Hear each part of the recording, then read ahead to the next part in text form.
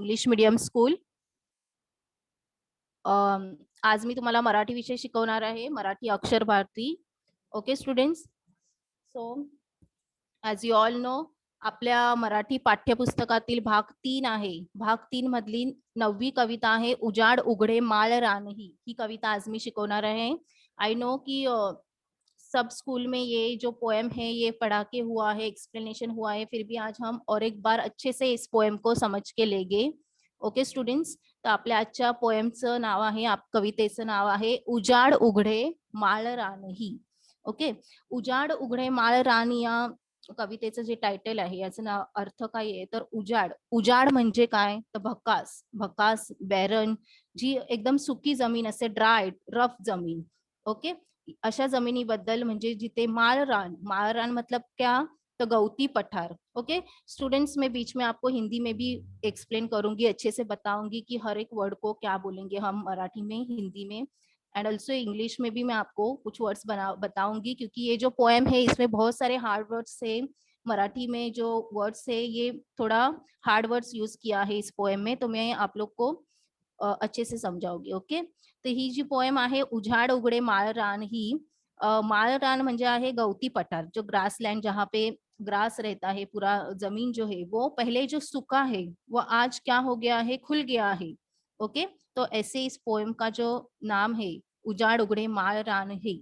Okay, याचा अर्थ असा होतो की जी माळरान आहे ती आज खुली झालेली आहे, ओपन झाली आहे, एकदम ग्रीनरी अचानक तिथे दिसायला लागली आहे. जिथे पहिली ती जमीन ड्राय होती, रफ होती, काहीच नव्हतं तिथे, भकास होती ती जमीन, तर आज ही जमीन अचानक ग्रीनरी म्हणजे एकदम हिरवीगार कशी दिसायला लागली, का दिसायला लागली, ते आज आपण या कवितेतून समजून घेणार आहेत. ओके, कवितेची कवयित्री, पोएटेसचं नाव आहे ललिता गादगे. ओके, जसं मी तुम्हाला आता परत एकदा सांगते, उजाडचा अर्थ आहे ओसाड, ओसाड जमीन, बॅरन. ओके, आणि माळरान म्हणजे काय तर गवती पठार, जी जमीन पहिले रुकी सुकी होती, ड्राय होती, रफ होती, अशा जमिनीवर आज अचानक आपण ग्रीनरी बघतोय. तर का ग्रीनरी आलीये, कशी ग्रीनरी आलीये, हे या कवितेतून ललिता गादगे या कवयित्रीने सांगितलं आहे. तर कशा प्रकारे निसर्गामध्ये आपण आपल्या निसर्गामध्ये आजूबाजूला चेंजेस बघतो, प्रत्येक ऋतूप्रमाणे कसे चेंजेस होतात निसर्गात, हे या कवितेत सांगितलं आहे. ठीक आहे, आधी आपण कवित्रीचा परिचय जाणून घेऊया.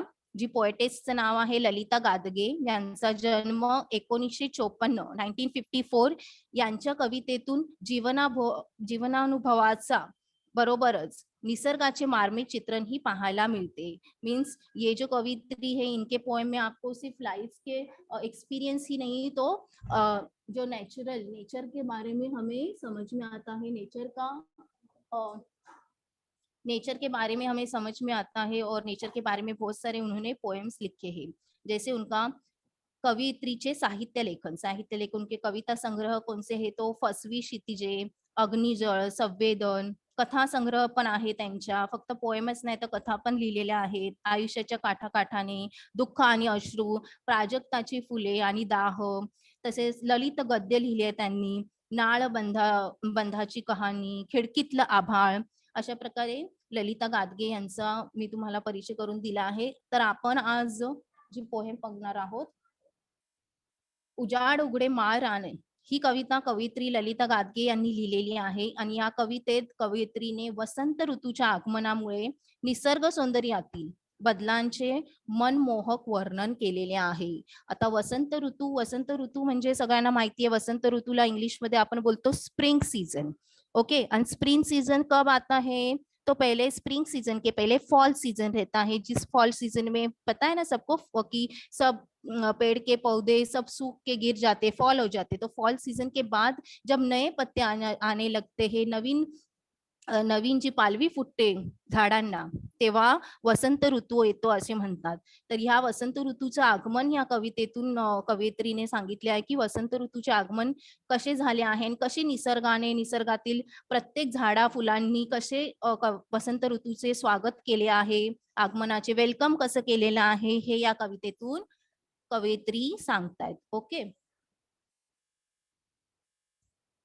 पहिले आपण कविता पूर्ण वाचून घेऊया.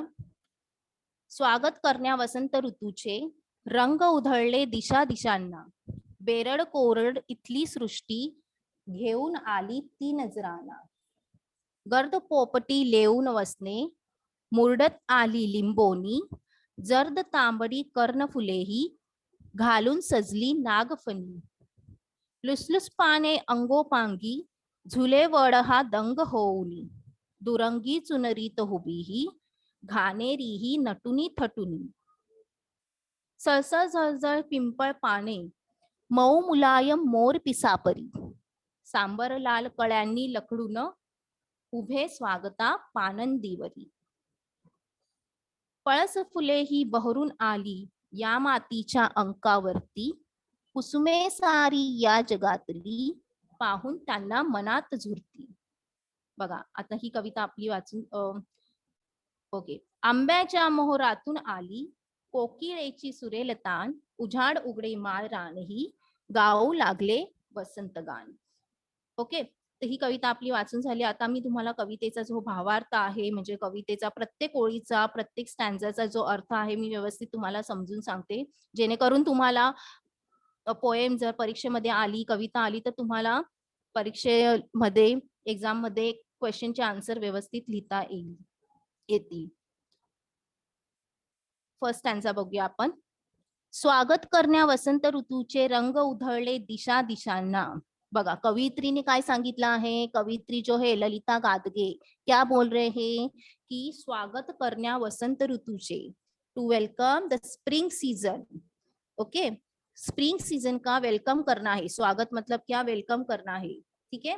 रंग उधळले दिशा दिशांना, क्या कलर्स, अभी सचमुच के कलर्स नहीं है यहाँ पे, जो हम होली में खेलते हैं वो कलर नहीं. तो यहाँ पे जो कलर है नेचुरल कलर, जो अचानक से जो नेचर में हमें पूरा नेचर जो कलरफुल दिखने लगा है, तो उसके बारे में बोला है कि रंग उधळले दिशा दिशांना, हर एक दिशा में अलग अलग कलर दिखाई दे रहे हैं. तो यहाँ पे कवित्री बोले की वसंत ऋतूचे स्वागत करण्यासाठी दिशा दिशात रंग उधळले आहे.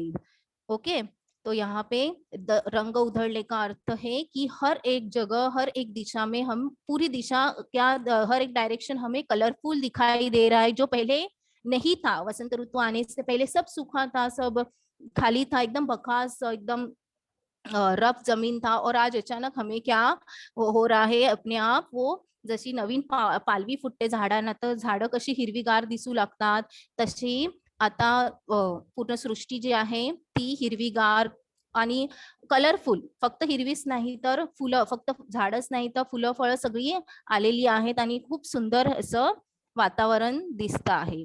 ओके, तर स्वागत करण्या वसंत ऋतूचे रंग उधळल्या दिशा दिशांना, म्हणजे असं वाटतंय की जसं काय कवित्रीने सांगितलं की जसं काय हे जे नेचर आहे, ही जी सृष्टी आहे ती वसंत ऋतूचा स्वागत करत आहे, वेलकम करत आहे. वसंत ऋतु आला है, स्प्रिंग सीजन आ गया है, तो उसका स्वागत करने के लिए सृष्टि सब रेडी है, सब तैयार है और सब उसका वसंत ऋतु का स्वागत कर रही है, ऐसे यहाँ पे बोला गया है. बेरड कोरड इथली सृष्टी घेऊन आली ती नजराना. जैसे मैंने आपको बोला ना पहले कि बेरड कोरड का मतलब क्या है कि हार्ड एंड रफ जो जमीन है, कोरडी, कोरड मतलब क्या, ड्राई, ड्राई जमीन है, वो क्या लेके आई है, नजराना. ओके, ऐसे लग रहा है कि अभी वसंत ऋतु का सब स्वागत करने आए हैं, और जो ये जमीन है, जब जो पहली जमीन थी वो आज क्या लेके आई है, नजराना लेके आई है. नजराना का मतलब है गिफ्ट, मराठी में हम बोलते हैं भेंट वस्तु. तो वो क्या लेके आई है, नजराना लेके आई है. कौन लेके आई है, जो पहले बेरड कोरड सृष्टि थी, जो पहले ड्राई जमीन थी, वो क्या लेके आई है, आज गिफ्ट लेके आई है. ओके सॉरी, बेरड कोरड इथली सृष्टी घेऊन आली ती नजराना. ठीक है, तो ये जो जमीन थी पहले जो ड्राई थी, वो जमीन आज क्या लेके, नजराना, गिफ्ट लेके आई है, भेंट वस्तु लेके आई है. भेंट वस्तु मतलब गिफ्ट लेके आई है. किसके लिए लेके आई है, तो वसंत ऋतु, क्योंकि वसंत ऋतु आया है और सब ऐसे लग रहा है पूरी सृष्टि वसंत ऋतु का स्वागत करने के लिए बैठी है, और वो उसके लिए नजराना लेके आई है. ठीक है स्टूडेंट, समझ में आया फर्स्ट स्टैंजा. नेक्स्ट देखो.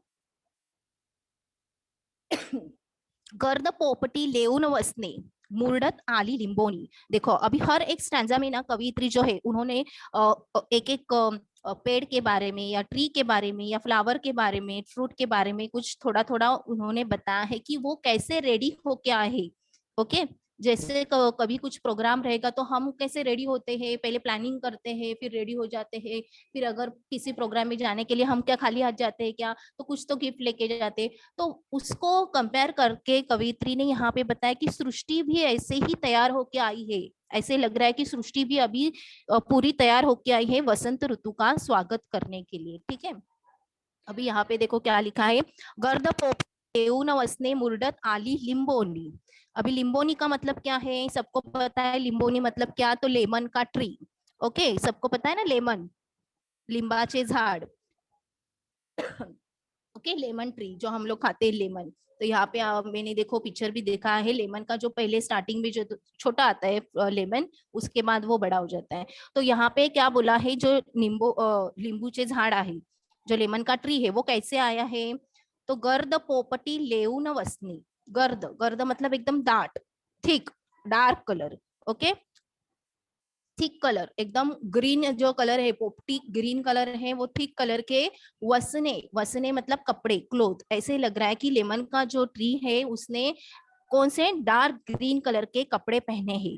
ऐसे यहाँ पे बताया, गर्द पोपटी लेउन वसने मुरडत आली लिंबोनी। देखो कैसे आई है, मुरडत मतलब क्या, जैसे कोई नई नवेली दुल्हन कैसे थोड़ी शर्मा के आती है, वैसे जैसे शर्मा के चलना, लचक के चलना, ऐसे बोलते हैं हिंदी में। मराठी में बोलेंगे हम लाजेने, लाजूने चालने, चलने को। तो यहाँ पे मुरडत आली लिंबोनी, तो यहाँ पे बोला है कि लिंबोनी जो लेमन का पेड़ है वो एकदम डार्क ग्रीन कलर के कपड़े पहन के और एकदम चहक महक के आ रहा है, एकदम शर्मा के आ रहा है, ऐसे यहाँ पे बताया गया है। देखो जो लेमन का ट्री है उसको कैसे बताया गया है कि उसने, ऐसे लग रहा है कि पूरा ग्रीन, डार्क ग्रीन कलर है, इसके लिए उसने डार्क ग्रीन कलर के कपड़े पहने हैं। वसने का मतलब है कपड़े, क्लोथ्स। ओके, तो वो कपड़े पहन के आ गई है किसके लिए, तो वसंत ऋतु का स्वागत करने के लिए। ठीक है, वसंत ऋतु का स्वागत करने के लिए जो लेमन का ट्री है वो डार्क ग्रीन कलर के कपड़े पहन के आया है। ओके, नेक्स्ट देखो, जर्द तांबडी कर्णफुले घालून सजली नागफणी। देखो अभी क्या बोला है, जर्द तांबडी, जर्द मतलब गड़द, डार्क कलर। ओके, और तांबडी मतलब रेडिश कलर, लाल कलर। कर्णफुले ही घालून सजली नागफनी। पहले मैं बताऊंगी नागफनी क्या है। तो नागफनी आपने देखा है कभी, देखो यहाँ पे आप, यहाँ पे मैंने पिक्चर दिखाया है नागफनी का, जिसको इंग्लिश में बोलते हैं कैक्टस, मराठी में निवडुंग बोलते हैं और नागफनी भी बोलते हैं। ठीक है, एक काटेरी झाड़ जिसको काटे रहते हैं, सबको पता है, सबने देखा होगा। ठीक है, तो ये बहुत सारी जगह पे रहता है निवडुंगा का पेड़, और उसके ऊपर क्या है आप देख सकते हो, रेडिश कलर के, रेड कलर के फ्लावर्स है। तो ये यहाँ पे कवित्री देखो क्या बोल रहे हैं कि एक काटेरी झाड़ा निवडुंग कैक्टस का पेड़ है, जर्द तांबडी कर्णफुले ही घालून सजली नागफनी। जो कैक्टस का ट्री है, नागफनी ने क्या पहना है, कर्णफुले। कर्णफुले का यहाँ पे मतलब है कि इयर रिंग्स, देखो गर्ल्स पहनते हैं, लेडीज पहनते हैं ना इयर रिंग्स, कान में डालते हैं, कान में पहनते हैं, तो उसको कर्णफुले क्या बोलते हैं, कर्णफुले। यहाँ पे मराठी में बोला है कर्णफुले। ठीक है, जर्द तांबडी कर्णफुले ही घालून सजली नागफनी। तो ये जो नागफनी का ट्री है, जो कैक्टस का ट्री है, तो वो क्या पहन के आई है, लाल कलर के इयररिंग्स पहन के आई है, रेड कलर के इयररिंग्स पहन के आई है, किसके लिए, तो वसंत ऋतु का स्वागत करने के लिए। समझ में आया सबको।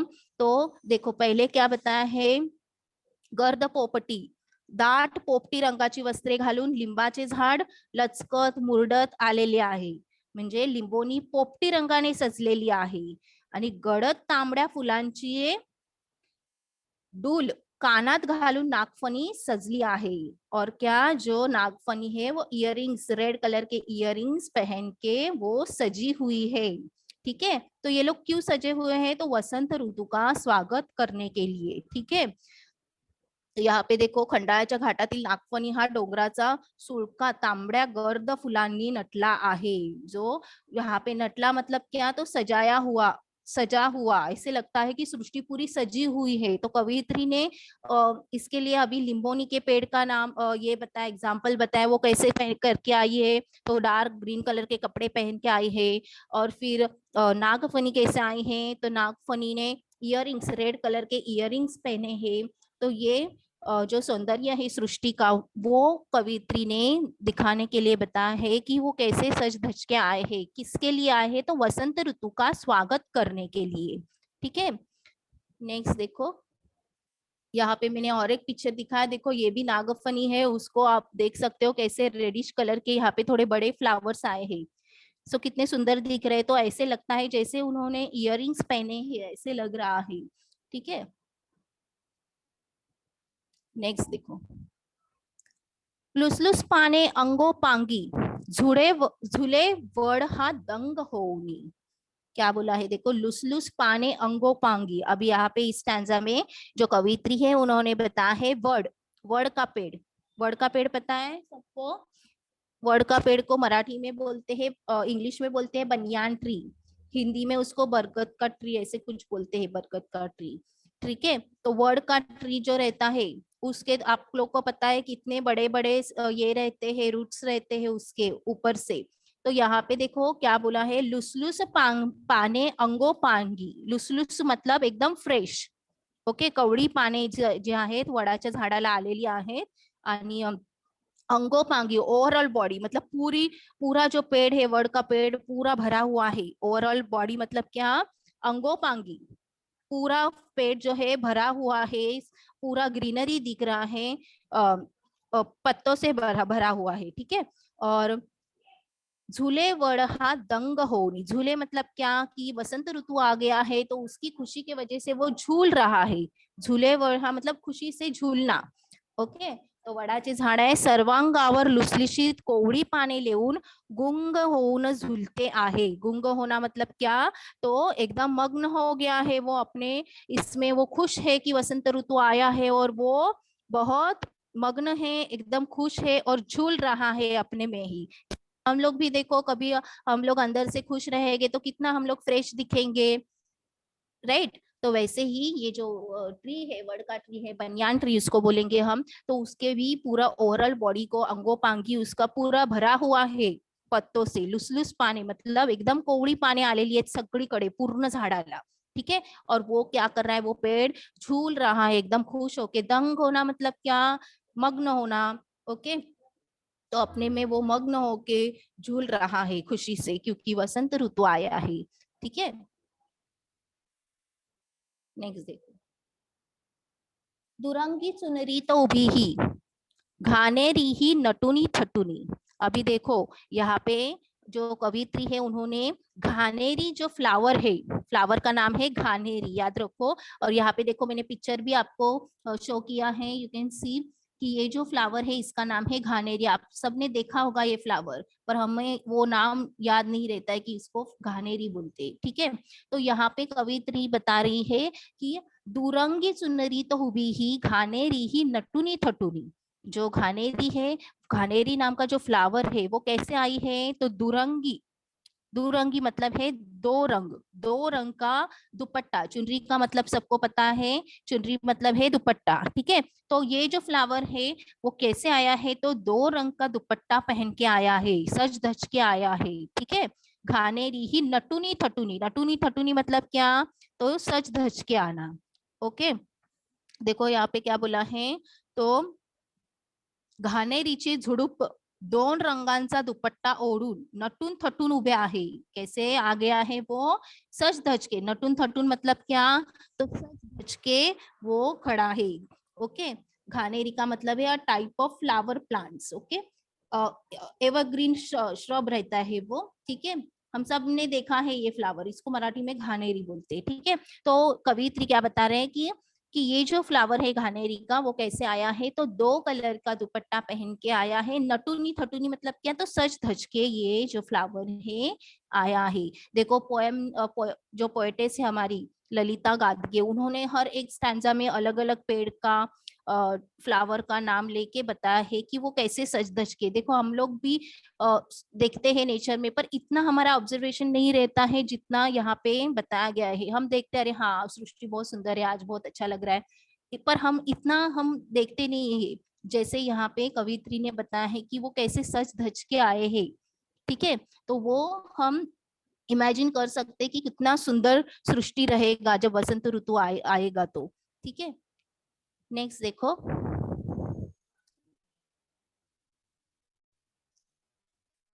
सळसळ झळझळ पिंपळ पाने मऊ मुलायम मोर पिसापरी। अभी पिंपल पाने, पीपल का पेड़ सबको पता है, सब देखते हैं पीपल का पेड़ कैसे रहता है, तो सबको यहाँ पे पता है। तो कवित्री यहाँ पे बोल रही कि पीपल के पेड़ के बारे में। सळसळ झळझळ पिंपल पाने, देखो सळसळ झळझळ, देखो अगर वसंत ऋतु में कैसी हवा चलती है, तो अगर हम पीपल के पेड़ के नीचे खड़े रहेंगे तो देखो कैसे आवाज आता है, तो वो जो साउंड रहता है पत्तों का, पेड़ जब हिलता है हवा आने के बाद तो कैसे साउंड रहता है, तो उस साउंड को यहाँ पे सळसळ झळझळ, ओके सळसळ झळझळ ऐसे वो साउंड को यहाँ पे ने बताया है, पोएट ने बताया है कि सळसळ झळझळ पिंपल पाने मऊ मुलायम मोर पिसापरी। वो जो पिंपल पाने है, पीपल का पेड़ है, उसके जो पत्ते हैं पीपल की पत्ते, तो वो कैसे है मऊ मुलायम, मऊ मतलब एकदम सॉफ्ट, ओके मऊ मुलायम, मुलायम मतलब कोमल, ओके सॉफ्ट, और इतने सॉफ्ट है जैसे कि मोर पिसापरी। मोर पिसापरी मतलब है जैसे कि मोर, मोर पिसा सारखी, मोर पता है ना पिकॉक, तो पिकॉक का फीदर कैसे सॉफ्ट रहता है एकदम, तो वैसे सॉफ्ट ये पीपल के पेड़ का पत्ता लग रहा है। देखो कवित्री ने यहाँ पे बोला है जो पीपल का पेड़ है उसके जो पत्ते हैं वो एकदम सॉफ्ट लग रहे हैं, और इतने सॉफ्ट लग रहे हैं जैसे पिकॉक का फीदर है। ठीक है, मोराच्या पिसासारखा एकदम सॉफ्ट पिंपळचे, पिंपळाचे झाडाचे पान असे इथे कवयित्रीने सांगितले आहे। ठीक आहे, ओ पिंपळाची झळझळती तेजस्वी सळसळ करीत आलेले पाने मऊ मुलायम मोर पिसा सारखी चमकत आहेत। समझ में आया? तो कैसे ये पीपल का पेड़ भी, मतलब ये भी क्या कर रहा है, वसंत ऋतु का स्वागत करने के लिए सब आए हुए हैं, ऐसे कवित्री ने यहाँ पे बताया है। नेक्स्ट देखो, सांबर लाल कळ्यांनी लखडून उभे स्वागता पानंदीवरी। देखो अभी ये सांबर का जो पेड़ है, सांबर फ्लावर है, यहाँ पे फ्लावर के पेड़ के बारे में बताया है। एक पेड़ है जो महाराष्ट्र में विदर्भ में कुछ पार्ट में उसको क्या बोलते हैं, तो कोथिंबीर, कोथिंबीरला सांबर बोलते हैं, पर ये भी एक फ्लावर ही है। ठीक है, प्लांट है, तो यहाँ पे इस प्लांट के बारे में यहाँ पे बताया है कि सांबर लाल कळ्यांनी लखडून उभे स्वागता पानंदीवरी। देखो अभी ये भी स्वागत करने के लिए आया है, जैसे लिंबोनी का पेड़ आया था, पीपल का पेड़ आया है, बर्ड का पेड़ आया है, घानेरी के फ्लावर्स आए हैं सज धज के, तो वैसे ही ये सांबर का जो पेड़ है वो भी आया है वसंत ऋतु का स्वागत करने के लिए। ठीक है, सांबर लाल कळ्यांनी लखडून उभे स्वागता पानंदीवरी। क्या, वो जो लाल कळ्यांनी लखडून मतलब क्या, लखडून मतलब loaded, okay loaded with reddish what, जो उसके लाल कलर के ये है फ्लावर है।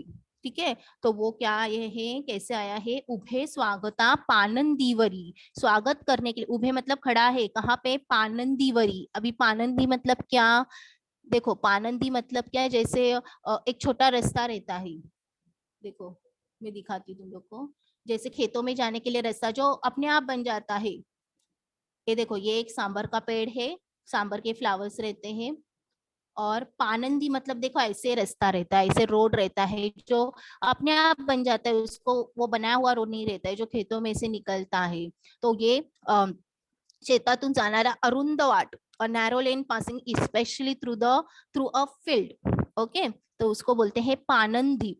ओके मराठी में बोलते हैं उसको पानंदी। तो यहाँ पे क्या बोला है, तो पानंदीच्या अरुंद वाटेवर लाल कळ्यांनी लगडलेले सांबराचे रोप स्वागतांसाठी उभे आहे। स्वागत मतलब क्या, वेलकम करने के लिए, वसंत ऋतु का वेलकम करने के लिए वो खड़ा हुआ है और स्वागत कर रहा है। ठीक है, तो पानंदी का मतलब आपको समझ में आया, वो कहाँ पे खड़ा है, तो पानंदीवर। ठीक है, जो वहां पे रास्ता है, जो रोड है, वहां पे स्वागत करने के लिए खड़ा है। ठीक है, नेक्स्ट देखो, पळस फुले ही बहरून आली या मातीच्या अंकावरती। पळस फुले, अभी जैसे वहां पे सांबर के पेड़ के बारे में बोला है, वैसे ही यहाँ पे पळस फुले के बारे में, पळस नाम के जो फ्लावर्स है, पळसाचे झाड़, ओके, इंग्लिश में भी इसको पलस ही बोलते हैं, पलस ट्री। ओके, और we can call flame of the forest. Okay, तो ये जो पळस का जो फ्लावर है, जो फुले है, ही बहरून आली त्या मातीच्या अंकावरती। क्या मातीच्या अंकावरती मतलब क्या, जो ये फ्लावर्स है वो उस जमीन पे आई है जो पहले रुकी सुखी जमीन थी, ड्राई थी, और आज ये फ्लावर्स उस जमीन पे आए हैं, सब जगह मतलब कलरफुल दिख रहा है। मातीच्या अंकावरती, जैसे एक छोटा बेबी अपने माँ के गोद में बैठा है, वैसे ही यहाँ पे अंकावरती मतलब क्या, कि गोद में बैठना। ओके, मिट्टी के गोद में बैठना, मांडीवर। ओके, ऑन द लैप ऐसे बोला है। ठीक है, तो पळस फुले ही बहरून आली त्या मातीच्या अंकावरती। तो यहाँ पे जो पळस फुले का फ्लावर आपको दिखाई दे रहा है, तो वो कैसे आया है, बहरून आया है, एकदम खुल के आया है वो। ठीक है,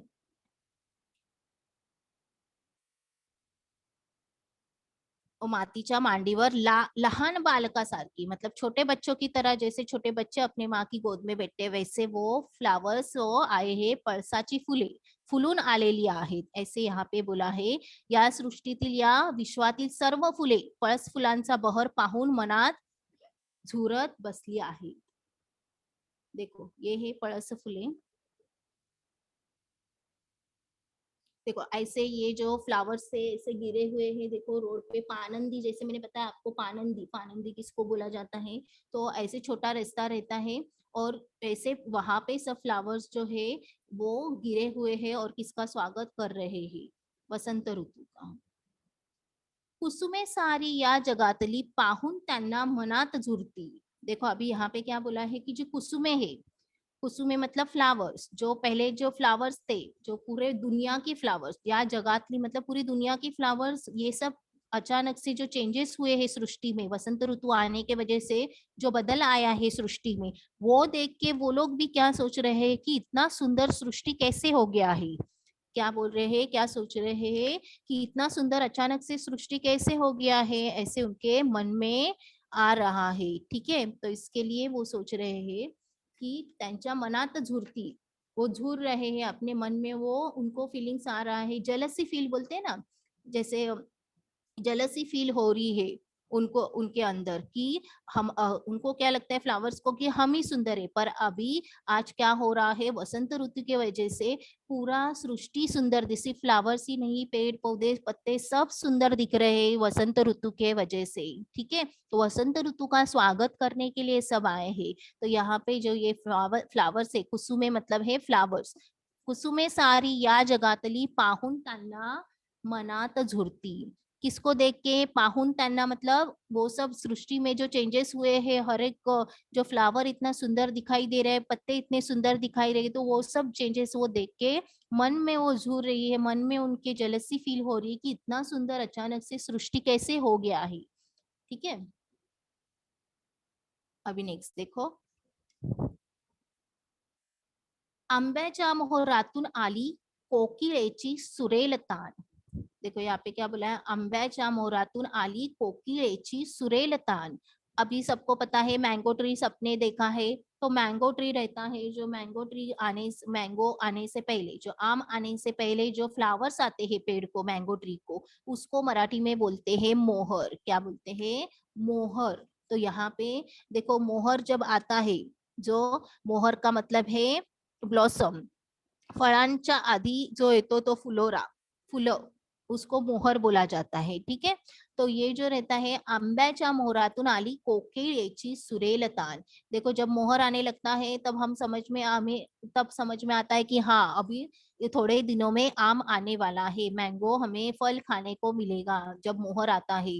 तो मोस्टली क्या होता है, मैंगो ट्री के ऊपर कोकिळेची सुरेल ताल, कोकिल, कोकिल मतलब सबको पता है कुकू बर्ड, ओके, जो कोयल रहती है, कोयल अपना गाना गाने लगती है मैंगो ट्री के ऊपर। कब गाना गाती है? कि जब मैंगो ट्री के ऊपर मोहर आता है, तो कोयल अगर गाना गाने लगेगी तो हम समझ में आना चाहिए, हमें समझ में, हम लोग समझ में समझते हैं कि मोहर आ गया है, अभी थोड़े दिन में हमें फल खाने को मिलेगा, आम खाने को मिलेगा। ठीक है, तो यहाँ पे कवयित्री ने बताया है कि आंब्याच्या मोहरातून आली कोकिळेची सुरेल तान, आम की जो मोहर आया है उसमें हमें क्या सुनाई दे रहा है? तो कोयल का सुरेल तान, सुरेल तान मतलब एकदम मधुर आवाज, तान मतलब स्वर, उसका जो टून है, उसका आवाज है, उसका जो गाना है, वो उसको हम बोलेंगे सुरेल तान। ठीक है, सुरेल का मतलब है स्वीट, मधुर, ओके, एकदम अच्छा स्वीट सॉन्ग। ठीक आहे, तो आंब्याच्या मोहरातून आली कोकिळेची सुरेल तान। ठीक है, तो वसंत ऋतू आल्यामुळे आंब्याचे झाड मोहरले आहे। सब देखो यहाँ पे मैंने ट्री दिखाई दे रहा है ना, पूरा जो पेड़ है वो पूरा भर गया है मोहर से।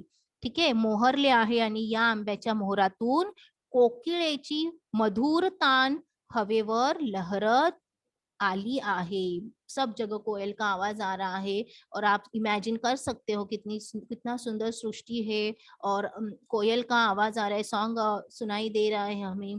तो इस तरह से ये सब लोग क्या कर रहे हैं? वसंत ऋतु का स्वागत करने के लिए आए हैं। ओके, उजाड उघडे माळ रानही, गाऊ लागले वसंत गान। तो क्या हुआ है, जो जो पहले उजाड़ था, जो रूखा सूखा भकास जमीन था, जहाँ पे कुछ भी नहीं था, उस जमीन पे, उस मारान पे आज क्या हुआ है? आज वो खुल गया है, पूरा सब जगह ग्रीनरी दिख रहा है। ओके, तो उस वजह से यहाँ पे बोला है उजाड़ उगड़े मारा नहीं, गाऊ लागले वसंत गान, वो भी अभी वसंत ऋतु का। वसंत गान मतलब क्या? तो वसंत ऋतु का जो गाना है, सॉन्ग है स्प्रिंग सीजन का, तो वो गाना लगा, गाने गाने लगा है, ऐसे यहाँ पे बता है। तो वसंत ऋतु का स्वागत करने के लिए सृष्टि सब रेडी है। देखो अभी यहाँ पे आपने क्या क्या देखा? वसंत ऋतूच्या स्वागतासाठी कोण कोण आतुर होते, तो कौन कौन आया था वसंत ऋतु का स्वागत करने के लिए? तो देखो लिंबोनी का पेड़ है, फिर नागफनी आया, वड का पेड़ आया, घानेरी आया। देखो यहाँ पे अगर आपको अगर ऐसे क्वेश्चन आएगा कि वसंत ऋतू का स्वागतासाठी आतुर झालेले घटक, अभी घटक का मतलब क्या है, तो आपको यहाँ पे क्या लिखना पड़ेगा? तो जो जो पेड़ फ्लावर्स के नाम आए हैं, कौन कौन आया है, तो जैसे मैंने बताया लिंबोनी का पेड़ है, वड का पेड़ है, पीपल का पेड़ है, तो वो आपको लिखना पड़ेगा। ठीक है, तो जैसे मराठी में पिंपल बोलते हैं, याद रखो, क्योंकि बहुत सारे हिंदी स्टूडेंट्स कंफ्यूज हो जाते हैं, हम हिंदी में पीपल बोलते हैं, मराठी में पिंपल बोलते हैं, तो वो जो कुछ वर्ड्स से स्पेलिंग में कुछ मिस्टेक्स हो जाते हैं, तो इसके लिए आप राइटिंग में प्रैक्टिस करो। ठीक है, आगमनापूर्वी वसंत ऋतु कैसे रहता था?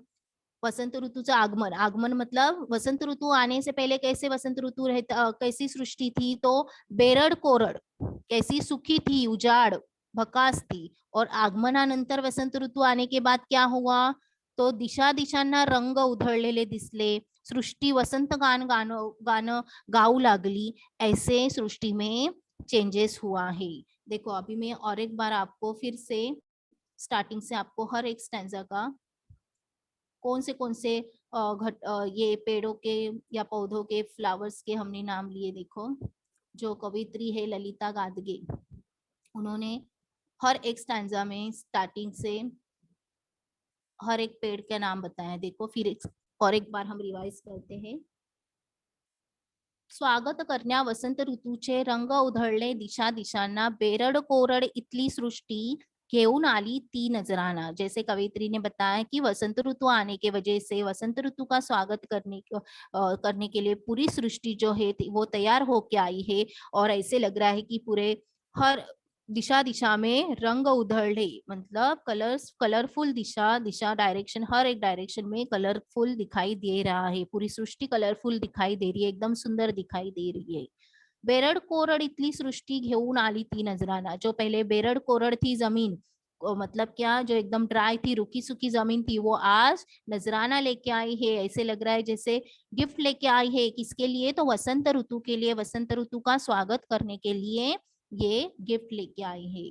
जैसे कि यहाँ पे कवित्री ने बताया कि लिंबोनी का पेड़, फर्स्ट स्टैंजा में क्या बताया, तो लिंबोनी का पेड़ जो है वो क्या करने आया है, कैसे आया है, तो वो एकदम ग्रीन, डार्क ग्रीन कलर के कपड़े पहन के, वसने मतलब क्या, कपड़े, ड्रेस, ओके, क्लोथ्स, तो वो कपड़े पहन के आया है। और मुर्डत लाजत, शर्मा शर्मा के, लहक चहक महक के वो चल के आया है, ऐसे लग रहा है, क्योंकि वो हवा के वजह से, वसंत ऋतु की हवा के वजह से झूल रहा है, तो ऐसे लग रहा है कि वो जैसे शर्मा शर्मा के चल लचक मचक के आ रहा है, ऐसे यहाँ पे बताया है।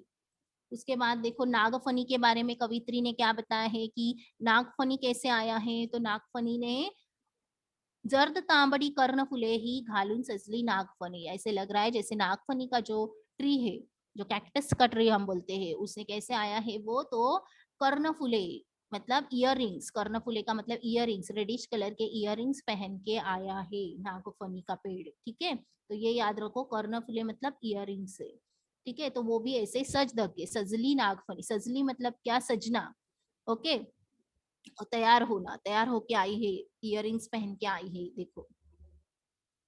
लुसलुस पाने अंगो पांगी झूले वड़हा दंग होगी। अभी ये वड़ के पेड़ के बारे में बताया है, देखो बनियान ट्री के बारे में क्या बताया है कि पूरे जो बनियान ट्री है, पूरा ओवरऑल बॉडी, ओवरऑल जो पूरे अंग के ऊपर उसके, जो ट्री है बनियान ट्री, उसके अंग के ऊपर क्या है, लुसलुस पाने, एकदम कोवड़ी पाने, फ्रेश पाने आई है, और वो क्या हो रहा है, खुशी से झूल रहा है। क्यों खुश है? क्योंकि वसंत ऋतु आया है, ठीक है। जैसे मैंने आपको बताया कि हमें भी अगर कुछ खुश रहेंगे हम कुछ, तो क्या होगा, हम अंदर से खुश रहेंगे तो हम बाहर से एकदम फ्रेश दिखाई देगी। तो वैसे ही यहाँ पे वसंत ऋतु के वजह से सब सृष्टि एकदम सुंदर दिखाई दे रही है, ठीक है।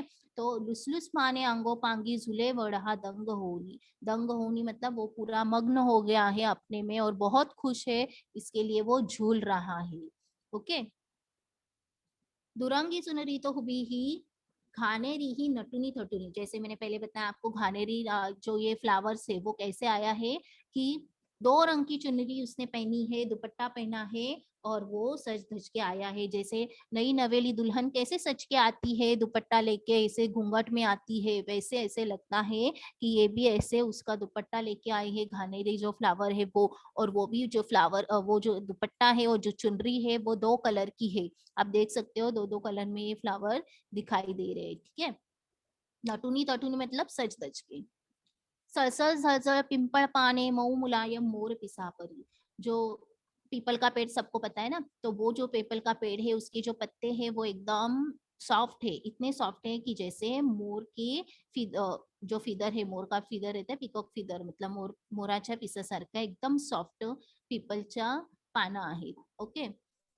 नेक्स्ट आहे सांबरलाल कळ्यांनी लखडून उभे स्वागता पानंदीवर, सांबरलाल कड़ानी, यहाँ पे जो सांबरलाल सांबर का जो पेड़ है, ये जो फ्लावर्स है वो भी कहाँ पे खड़ा है, पानंदीवरी। जैसे मैंने बताया ना, पानंदी का मतलब क्या है, जो छोटा सा रास्ता रहता है जो खेतों में से निकलता है, वो अपने आप निकलता है, लोग चल के जाते हैं वहां से, तो वो वैसे रास्ते पे ये जो फ्लावर्स खड़े हुए हैं, किसके स्वागत के लिए, तो वसंत ऋतु का स्वागत करने के लिए वो खड़े हैं।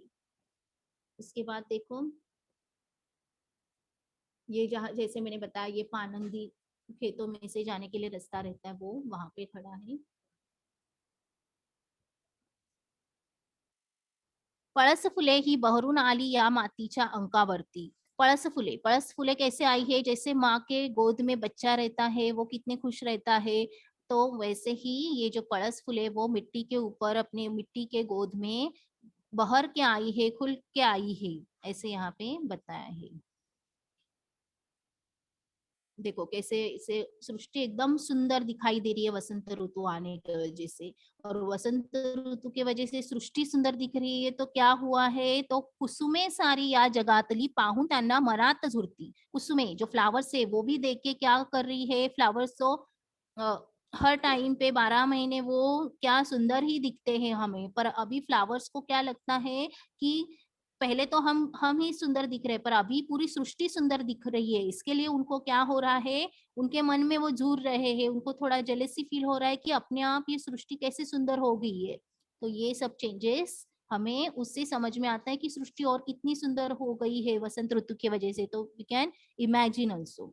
नेक्स्ट देखो, आंब्याच्या मोहरातून आली कोकिळेची सुरेलतान। जैसे मैंने बताया कि आम का पेड़ रहता है, आम का पेड़ आम आने से पहले मोहर आता है, जिसको हम मराठी में मोहर बोलते हैं, ब्लॉसम बोलते हैं। जो फल आने के पहले जो फ्लावर्स आते हैं उसको मोहर बोलते हैं, ठीक है। तो वो जो मोहर आया है, तो आपने देखा होगा ये पेड़ को पूरा पेड़ भरा हुआ है मोहर से। तो वो मोहर आने के बाद कोयल क्या कर रही है, गाना गा रही है, कोकिळेची सुरेल तान, मधुर गाना गा रही है, मधुर आवाज आ रहा है कोयल का। तो किस वजह से, तो कोयल भी ये हमें इंटीमेशन दे रही कि अभी वसंत ऋतु आ गया है, सब सृष्टि तैयार है वसंत ऋतु का स्वागत करने के लिए। उजाड उघडे माळ रान है, गाऊ लागले वसंत गान। तो ऐसे जो पहला जो उजाड़ था, जो माळरान जो था, जो सूखी जमीन थी, वो पूरी आज क्या हो गई है, बहर क्या आई है, सब जगह ग्रीनरी दिख रही है, कलरफुल दिख रहा है, और ऐसे लग रहा है जैसे वसंत ऋतु का स्वागत कर रही है।